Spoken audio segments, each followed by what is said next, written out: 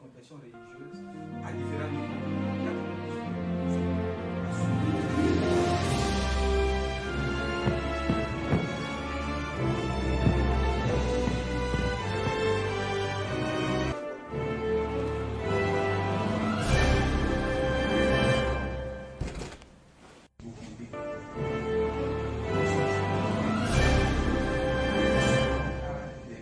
Les femmes de la CEDEAO me chargent de vous remercier pour toutes les actions que vous avez menées en faveur des femmes.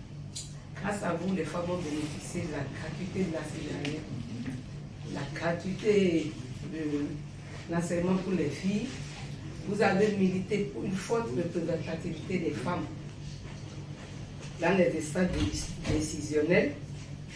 Vous avez lutté contre la violence faite sur les femmes. Vous avez fait plein de choses, je ne peux pas tout égrener aujourd'hui. Donc les femmes de la CEDEAO sont reconnaissantes pour tout ça. En dehors de cela, je suis venue vous demander de soutenir la FOPA parce que, étant à la tête de toutes ces femmes-là, nous avons mené beaucoup d'actions au niveau de la FOPA. Nous avons amené beaucoup de délégations vers la FOPA pour chercher de l'aide. Parce que nous ne sommes pas sans savoir que depuis les derniers événements du Niger, une grave crise secoue aujourd'hui les migrants communautaires.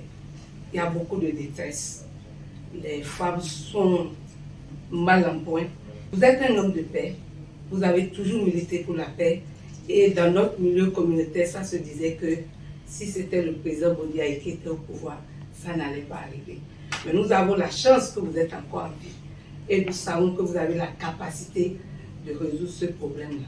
Donc les femmes de la CEDEAO sont venues vous demander de vous investir personnellement dans cette crise-là et de nous apporter une bonne solution. Le Bénin et le Niger sont des républiques sœurs. Je suis béninoise et nigérienne. Cette crise n'arrange personne. Cette crise détruit beaucoup de personnes. Et comme vous êtes en vie, vous êtes en forme, machallah. Et je vous demande de vous investir davantage pour qu'enfin on puisse trouver une solution définitive à cette crise de confiance qui s'est établie entre le Bénin et le Niger malheureusement.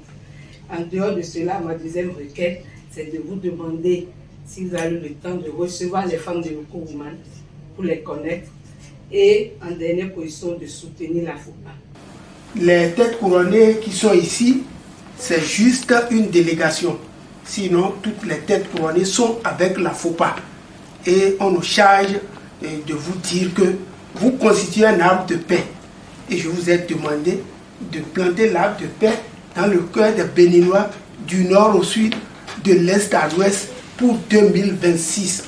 Que plus jamais nous ne voulons plus voir le sang des Béninois couler à cause d'une élection, une élection qui devrait nous porter, qui devrait nous développer pour l'avenir.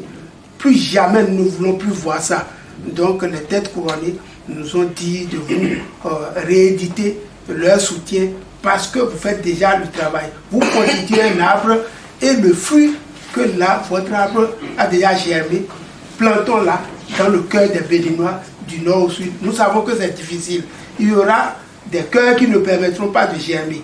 Mais lorsque nous sommes plus nombreux à vouloir la paix va venir. Ce jour du 25 mars 2024 est un jour historique, un jour de paix du cœur, un jour de persévérance. Ce jour historique, comme je l'ai dit tantôt, nous sommes venus voir notre papa, notre cher papa, le président Yaya Boni, qui a dirigé ce pays pendant 10 ans. Et nous sommes venus le voir sur 2 casquettes, pour ne pas dire 3. La première casquette, vous savez, et le monde entier en témoigne, c'est un homme de paix, c'est un homme de cœur, c'est un homme qui est soucieux de l'avenir de ce pays. Vous savez, dans un pays où il n'y a pas la paix, il n'y a pas le développement. Nous devons faire la paix partout où nous sommes. Notre leitmotiv, c'est la paix. Et comme c'est un ambassadeur de la paix, on ne peut pas dire qu'un politicien ne peut pas faire la paix. Donc la paix, pas la politique. Donc il a ces deux casquettes. Donc nous sommes venus échanger avec lui, voir comment nous allons reconstruire notre pays pour que dans les jours à venir, dans les années à venir, que toutes les élections ne soient plus accompagnées de violence. Nous sommes venus le voir, l'encourager, le remercier pour ses différentes patiences et courage qu'il a eu dans beaucoup de choses. Le président Yaïboni nous a rassurés que de son vivant, il ne souhaiterait jamais qu'un bain de sang se verse sur cette terre bénie par nos ancêtres. Que sa vision et sa réflexion, c'est de faire en sorte que les Béninois se comprennent, que les Béninois s'entendent, que les frères, par naïveté ou non, qui ne s'entendaient pas, ces frères-là se réunissent, s'entendent. Dans ce mois saint des carêmes, nous invitons les musulmans, les catholiques, à prier pour la paix dans ce pays.